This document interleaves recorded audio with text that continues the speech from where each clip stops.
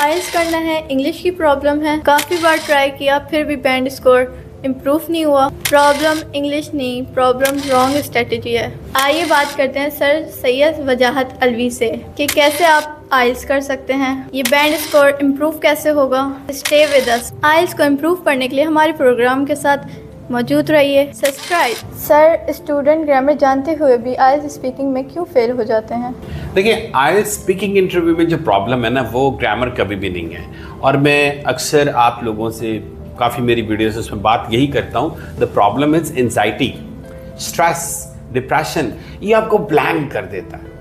अब देखिए ना, बहुत सारी एक्सपेक्टेशन लगी होती है कि मेरा जो बैंड स्कोर है, मेरे घर वाले क्या सोचेंगे, मैं खुद क्या सोचूंगा, मेरी इतनी अच्छी एकेडमिक्स यानी कि मेरा जो करियर वो रहा है, अगर बैंड स्कोर अच्छा ना हुआ तो वी स्टार्ट फीलिंग इंसल्ट। कि इंग्लिश में हम जब सोचते हैं ना कि हम वीक हैं तो हमें इंसल्ट होना शुरू हो जाती है। और आइल्स वो स्कोर है, मैंने ये देखा कि बहुत सारी फीमेल्स हैं, ठीक है, आफ्टर मैरिज जब उनको आइल्स करना होता है तो उनको भी स्ट्रेस होता है कि अच्छा उनके जो इलाज हैं वो क्या सोचेंगे। तो द प्रॉब्लम इज स्ट्रेस, और उसके लिए क्या करना चाहिए? Do the practice, right? And how to do the practice? Give interview again and again. बार बार आप इंटरव्यू दें किसी एक्सपर्ट को, फीडबैक लें, ठीक? क्योंकि उसकी वजह देखें, YouTube के ऊपर आप इंफॉर्मेशन तो ले सकते हैं, किसी को बोलते हुए ऑब्जर्व तो कर सकते हैं। आपको कौन ऑब्जर्व करे? आपकी स्पीकिंग इंटरव्यू के अंदर क्या प्रॉब्लम आ रही है, ग्रामर स्ट्रक्चर कैसे हैं, सीक्वेंस ऑफ थॉट है कि नहीं है, कोहेरेंस कैसा है, वैरायटी ऑफ वोकैबुलरी जो आपकी है वो कैसी है, इंटरमीडिएट लेवल है, बहुत अच्छा लेवल है। These are very important things. और फिर उसके बाद मैं ये कहूँगा कि देखें, प्रैक्टिस के लिए आप सेल्फ एनालिसिस होना चाहिए। आप अपनी वीडियो बनाएं या अपनी वॉइस को रिकॉर्ड करें। 2 मिनट्स की प्रैक्टिस ओके आपको चाहिए, आप लोगों को करनी चाहिए। और एंड आफ्टर दैट उसको सुने। जब आप अपनी ही रिकॉर्ड की हुई बात को सुनते हैं तो उसका डिफरेंट ही इम्पैक्ट होता है। डायरेक्ट आपका सबकॉन्शियस जो आपकी ब्रेन की प्रोग्रामिंग है वो अंडरस्टैंड करता है कि मैं यहाँ मिस्टेक कर रहा हूँ, I need to improve, overcome the deficiencies.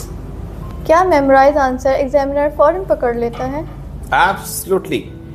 देखें, जो एग्जामिनर है वो डिटेक्ट कर लेते हैं जो आपने आंसर याद किए होते हैं। When you are going to deliver, तो आपकी फ्लुएंसी जो होती है उसमें ब्रेक हो रही होती है, तो उनको पता लग जाता है कि अच्छा कैंडिडेट जो है उसने जो आंसर्स हैं वो पहले से ही मेमोराइज किए हुए हैं। क्योंकि लॉट ऑफ क्वेश्चन ऐसे भी होते हैं, ठीक है, जो आपने प्रिपरेशन की होती है तो और याद किए होते हैं, वहीं से आ जाते हैं। तो आपका माइंड वो किधर चला जाता है, वो उस लाइन को सोच रहा होता है, उस थॉट को सोच रहा था, मैंने कहाँ पढ़ी थी, वो बड़ी अच्छी बात थी, वो बड़ी अच्छी क्वालिटी वाली बात थी, हो सकता है ये मैं बात करूँगा।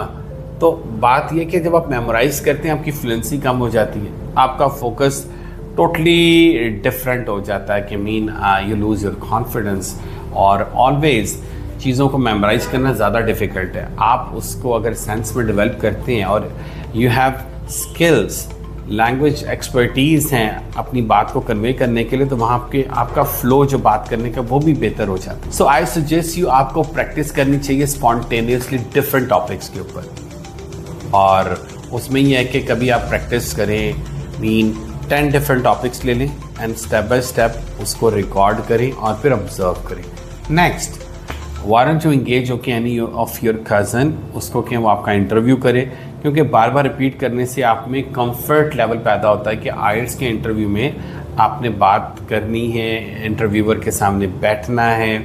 क्योंकि मेजॉरिटी ऑफ द स्टूडेंट ऐसे भी होते हैं कि जब एग्जामिनर उनसे क्वेश्चन पूछता है तो वो ब्लैंक हो जाते हैं। अदरवाइज उनकी कैपेबिलिटी बहुत अच्छी होती है और उनकी फैमिलीज जो हैं, उनकी जो फैमिलीज हैं, उनको यकीन भी नहीं आता कि अच्छा हमारा बच्चा तो बहुत अच्छा था, इसका बैंड स्कोर स्पीकिंग में कैसे कम हो गया। उसकी रीज़न ही यही होती है कि जब वो प्रैक्टिस नहीं होती उसकी इतनी ज़्यादा इंटरव्यू दे कर, तो वो डायरेक्ट जब एग्ज़ाम में जाता है तो होता क्या है कि एग्जामिनर जब क्वेश्चन पूछता है तो ब्लैंक हो जाता है। ऐसी सूरत में आप शिवर, स्लिप ऑफ टंग और on the other hand okay आप ब्लैंक हो जाते हैं और some time it's happen okay आपकी हार्ट बीट बढ़ जाती है, start okay getting okay stress, और जब आपको स्ट्रेस होता है आप पैनिक हो जाते हैं, आप ब्लैंक, ज़ीरो रिजल्ट हो जाता है। स्टूडेंट लिसनिंग में वर्ड सुनते हैं लेकिन समझ क्यों नहीं पाते? मेरे 20 साल की करियर्स में मैंने ये देखा है, लिसनिंग के अंदर जो है एक्सेंट की जो प्रॉब्लम है ये जो है ये अक्सर आती है, क्योंकि आपके आइल्स के अंदर ऑस्ट्रेलियन एक्सेंट है, अमेरिकन एक्सेंट है, ब्रिटिश एक्सेंट है, और उसके अलावा जो स्कॉटिश एक्सेंट है। तो पहली तो चीज़ है एक्सेंट रिकग्नाइज द वर्ड। अब मैं कहता हूँ कंफर्टेबल, कहीं पे बात है कंफर्टेबल, ठीक, दोनों की प्रोनाउंसिएशन इज़ डिफरेंट। तो होता ये है कि सबसे पहले कि ये ज़्यादा से ज़्यादा डिफरेंट एक्सेंट को सुने और try to recognise the sound of the language, क्योंकि आप लिखे हुए वर्ड्स को नहीं सुन रहे, आप साउंड्स को सुन रहे हैं। तो जब को साउंड्स, वो कोई बात करता है, वो कहता है कि यस मेथडोलॉजी, अब आपने उस साउंड को समझा नहीं, आपने समझा मुमरिंग हो गई, यू गॉट स्टक, ये क्या वर्ड था।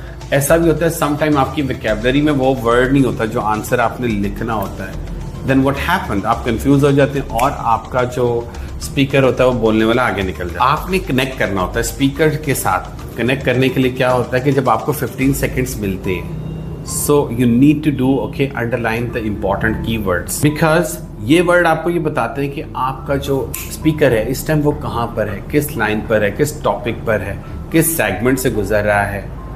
समटाइम ऐसे होता है कि आपका स्पीकर वो निकल जाता है आगे, तो क्या होता है कि आपसे वो क्वेश्चन का आंसर अब निकल गया है, तो you don't need to panic, आप नेक्स्ट मूव कर जाए। लेकिन नेक्स्ट मूव भी आप तभी करेंगे ना जब आपने स्कीमिंग की हुई होगी, एंड बिकॉज द स्कीमिंग आपको पता लग जाएगा yes now he start, next point को जैसे ही उसने स्टार्ट किया एंड यू आर देयर। तो इसमें यह कि फोकस बड़ा इंपॉर्टेंट होता है।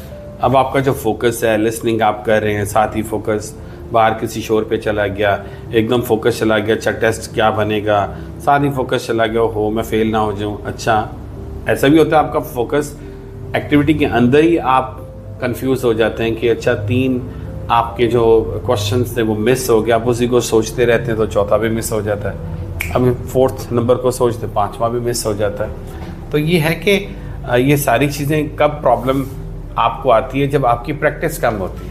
1.5 months through out this 1.5 month आपने प्रैक्टिस की हो तो आपकी 80% चीज़ें जो ऑटो पे चली जाती हैं, आपका सबकॉन्शियस जो उसकी प्रोग्रामिंग हो जाती है ऑटोमेटिकली, वो बहुत सारी चीज़ों को खुद ही पिक करके आंसर्स को गेट कर लेता है। सो आई सजेस्ट यू कि आपको इतनी प्रैक्टिस लाजमी करनी चाहिए कि 50% रिलेटेड जितने भी आइल्स के क्वेश्चन है, whatever is related to listening, reading, writing and the speaking, वो आपके ऑटो सिस्टम पर चले जाए। और आजकल तो कंप्यूटर बेस्ड आप सोच रहे होते हैं टक टक टक टक एंड एवरीथिंग खुद ही फिंगर टिप्स पे सारे आंसर्स आ रहे होते हैं if your practice is professional. Sir, student ये भी पूछते हैं फ्लुएंसी कैसे इम्प्रूव हो जब इंग्लिश इन्वायरमेंट ही नहीं? देखिए, इन्वायरमेंट तो बहुत ही इंपॉर्टेंट है, और लोग क्यों अवॉइड करते हैं किसी भी इन्वायरमेंट को कनेक्ट करने के लिए? जी वहाँ पर लोग देखेंगे, मेरा मजाक उड़ाएंगे और वो क्या सोचेंगे, और अगर मैं कोई गलती करता हूँ बात करने में तो मुझे अनकंफर्टेबल फील होगा। दैट्स वाई तो वो जाते ही नहीं ऐसे इन्वायरमेंट में जहाँ के ऐसे इन्वायरमेंट को वो कनेक्ट ही नहीं करते जहाँ पर उनकी फ्लुएंसी डेवलप हो। सो आई सजेस्ट यू, देखिए स्पीकिंग के लिए ख़ास तौर पर आप लोगों को कोई ना कोई कोचिंग सेंटर ज्वाइन करना चाहिए। Why? The reason is that कि देखिए 1-to-1 इंटरव्यू में आप इंटरव्यू स्किल नहीं इम्प्रूव कर सकते। क्यों? बहुत सारी प्रॉब्लम्स आपके साथ हैं, आपका कॉन्फिडेंस, आपका करेज और आपका एक्सपोजर, इन सारी चीज़ों के अलावा भी ठीक आपको इन्वायरमेंट चाहिए होता है इन चीज़ों। अच्छा, फ्लुएंसी के लिए इम्पॉर्टेंट चीज़ ये है कि you need such A environment जहाँ पर स्टूडेंट आपस में इंट्रैक्शन करें, कम्युनिकेट करें, कोई पिक्चर स्टोरी हो, कोई ब्रेनस्टॉर्मिंग हो, topic discussion, group discussion. Interview के अलावा ये एक्टिविटीज़ लाजमी एवरी डे होनी चाहिए। अदरवाइज इंटरव्यू डजंट मीन कि आपने एक एक लाइन का जो क्वेश्चन है उसका आंसर देना है। आंसर देने के लिए आपके अंदर कैपेबिलिटी होनी चाहिए, फ्लुएंसी होनी चाहिए। और फ्लुएंसी कैसे आती है? अच्छा, तो सेल्फ स्पीकिंग भी होनी चाहिए, आप खुद से भी बात करें डिफरेंट टॉपिक्स के ऊपर, अपनी जो थॉट्स हैं रिलेटेड टू इंटरव्यू उनका आंसर दें और उसको फिर बाद में सुने कि आपने कैसा आंसर दिया, कितना क्वालिटी वाला आपका जो आंसर था और कितना क्लियर आपका आंसर था। Clarity of mind is very important when you are giving any answer. आइट्स के अंदर मोस्टली जर्नल टॉपिक्स आते हैं, तो मैं ये अक्सर रिकमेंड करता हूँ स्टूडेंट्स को कि आपको 5 मिनट किसी भी टॉपिक को प्रिपेयर करके उस पर 5 मिनट बोलना चाहिए। If they are going to practise every day 5 minute कोई प्रेजेंटेशन तैयार करके वो डिलीवर करते हैं in front of few people और फ्रेंड्स, तो उनकी फ्लुएंसी डेवलप होती है।